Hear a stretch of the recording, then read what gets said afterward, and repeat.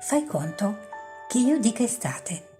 Scriva la parola colibrì, la metta in una busta, la porti giù per la discesa fino alla buca. Quando tu aprirai la lettera ti verranno in mente quei giorni e quanto, ma proprio tanto, ti amo. Raymond Carver.